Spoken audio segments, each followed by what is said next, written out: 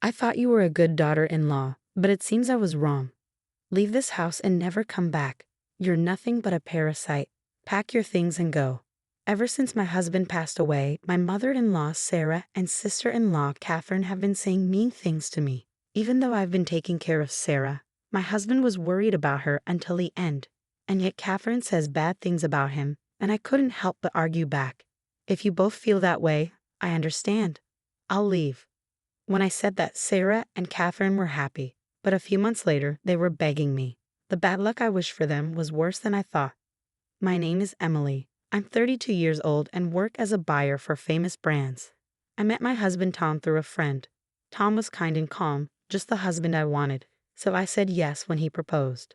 Tom's parents were independent, so I got along well with them and didn't have any problems with my mother-in-law. Having a caring mother-in-law and practical father-in-law seemed perfect to me. Tom worried about his mom's financial future because she didn't think much about money. He thought it would be fine as long as his dad, who was responsible with money, was healthy. Tom also had an older sister, Catherine, who was divorced and lived alone. He figured she'd take care of their parents later on.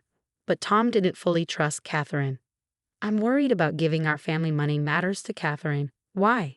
There were problems before. I didn't think much about Catherine's past then, but later, Tom's worries turned out to be true. After I married Tom and had a few peaceful years, his dad got sicker and died. Since Sarah always depended on her husband, she was devastated. It's tough now, Sarah, but let's try to move on. I've always let my husband handle everything. I don't know how to do it alone.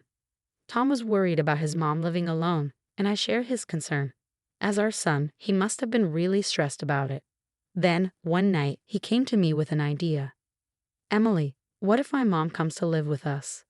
It was unexpected, but I had a feeling he might suggest this someday. But what about Catherine? What about her? Shouldn't she, as the daughter, take care of mom instead of us? I want to step up and take dad's place, looking after mom. She's not great with money, so I'll handle her finances too. Can't we ask Catherine to do that? No, that won't work. It was rare for Tom to firmly say no to my idea. I want to make sure dad's money is well taken care of, so mom won't struggle later on.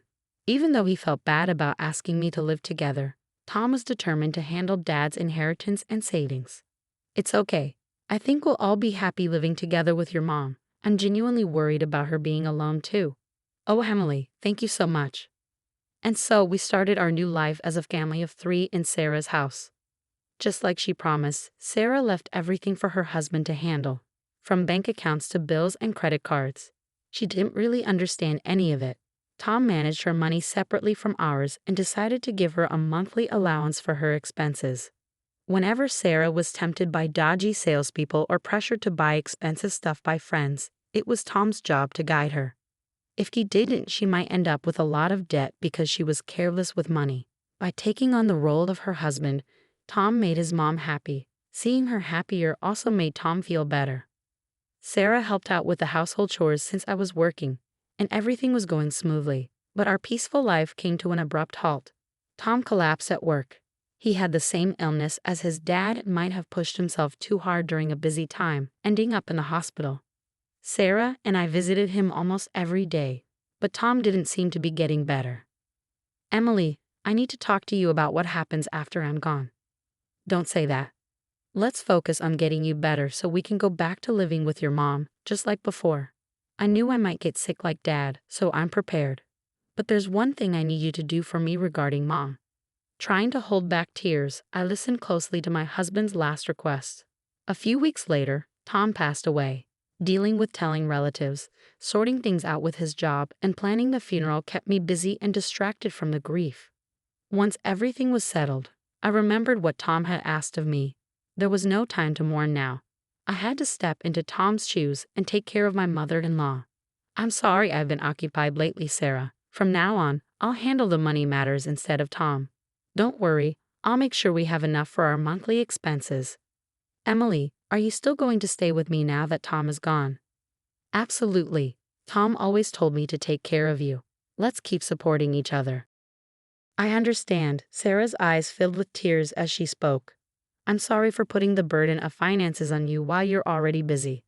Don't worry, Keeping busy helps me cope, so it's actually helpful. But Catherine didn't seem happy about me living with her mom. When she found out I was not only staying but also handling the money, she burst into the house in anger. Why is Emily, an outsider, still here after Tom's gone? And why is she in charge of the money? Doesn't that seem strange to you? Before Tom passed away, he asked me to take care of Sarah and handle the finances. Are you just saying that conveniently? No, it's what Tom wanted. Is there some hidden reason behind this? And are you using Tom's name to your advantage? Catherine wasn't convinced, but she backed off for the time being. However, the next week she came back furious. Emily, what do you think you're doing? I saw everything. What are you talking about? You're having an affair, aren't you? An affair? I saw you going into a men's store and dining at a fancy restaurant with a man. Are you using Tom's money on your lover? That's not true. I haven't spent any money like that on someone else. Your excuses won't cut it. It hasn't been long since Tom passed away, and you're already moving on to someone new. Have you no shame? Mother, don't you agree? Influenced by Catherine's words, Sarah started to doubt me too. Emily, is it true? No, that's not what happened. I'm just following Tom's wishes, I tried to explain, but Catherine interrupted me. How dare you bring up Tom's name after cheating on him? How could you sink so low? I fell silent, feeling the cold stares from both Catherine and Sarah. Then Sarah spoke up. I used to think you were a good daughter-in-law, but I was wrong. I never want to see you again. Leave, Catherine chimed in triumphantly. That's right, parasites like you don't belong here. Determined not to let Tom's wishes go to waste, I endured it all. With that resolve, I remained silent. But Sarah and Catherine didn't stop there. They continued to hurl hurtful words at me. Poor Tom, picking someone like you. He was always so easily fooled, you know. Maybe he tricked you into thinking he'd handle the money, but actually used Mom's money for himself. To tarnish Tom's memory, especially when he cared so much about his mom, is unforgivable to me. I could handle them saying bad things about me, but I can't stand them insulting my late husband. I'm sorry, Tom, for not keeping our promise. I silently apologized to him as I turned to Sarah and Catherine. I understand. I'll leave like you both want. Hearing my words, the two exchanged looks and grinned. Finally seeing reason, huh? Leave the bank book here when you go. Sure. I handed over the bank book containing Sarah's living expenses and her husband's inheritance, then left the house. But 3 months later, I got a call from Sarah, whom I had distanced myself from. Emily, they're saying I can't pay my card bill. Why? What's happening? Maybe you spent too much and don't have enough left. You should check your balance using your bank book. Balance? How do I do that? It seems Sarah hadn't changed.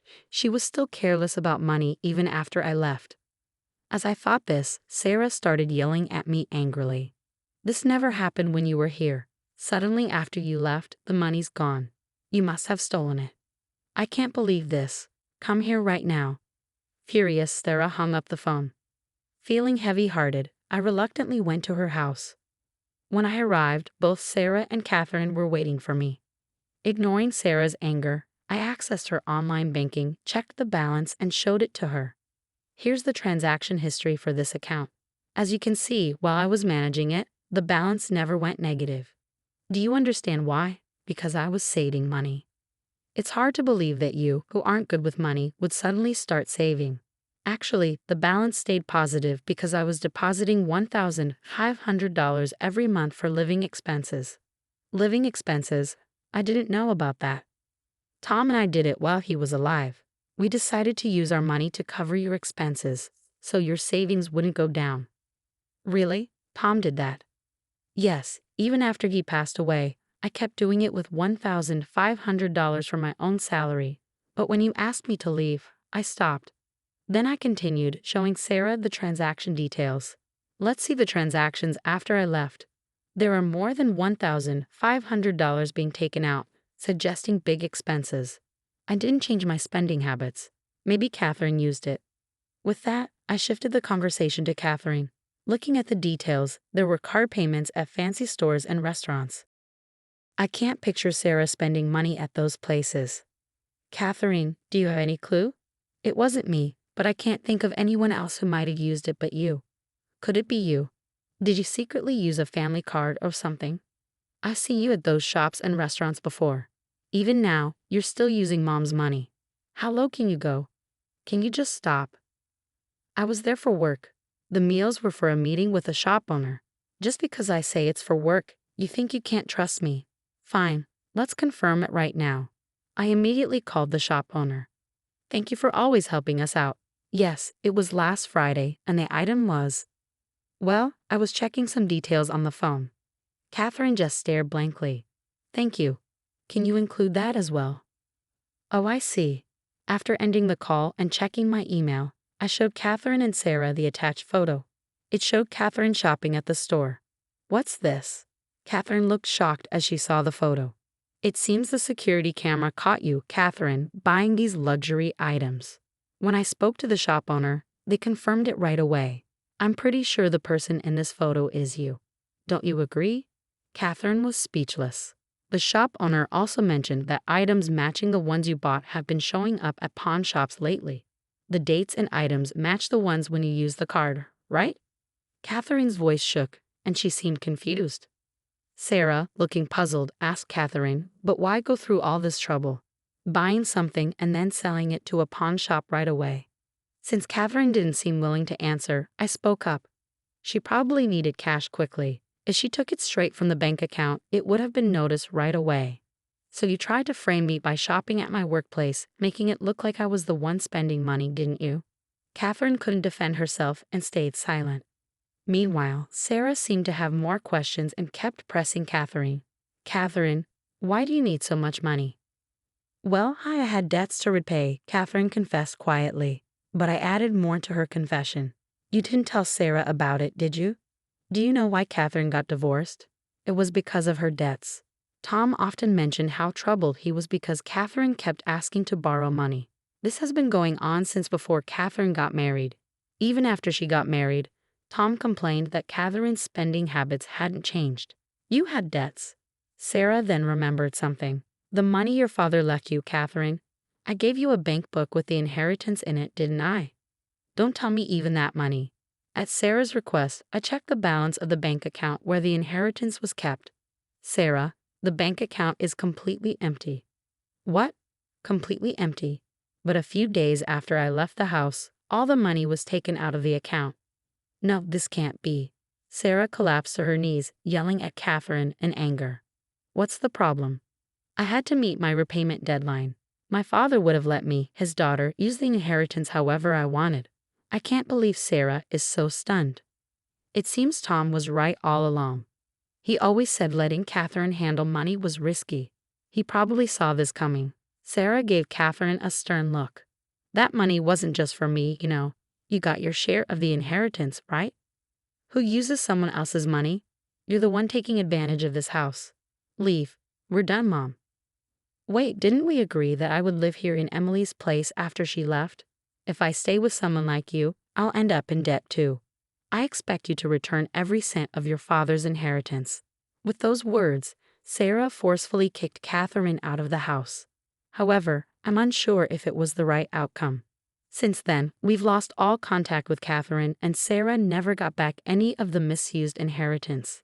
If she still had it, Sarah could have lived comfortably in her old age. But now, she lives in poverty and loneliness. On the other hand, even though Catherine used the inheritance to pay off her debts, her spending habits didn't change, and she's accumulated even more debt. Without money to repay her debts, she keeps moving to avoid her loan sharks. Only now do I truly feel the weight of Tom's passing. Though things turned out differently from Tom's last wish, I believe I haven't done anything wrong. Tom wanted me to prioritize my happiness above all else. Living with Sarah and Catherine would have gone against Tom's wishes for our well-being. I believe he would understand. From now on, with memories of Tom in my heart, I'll take a new step forward.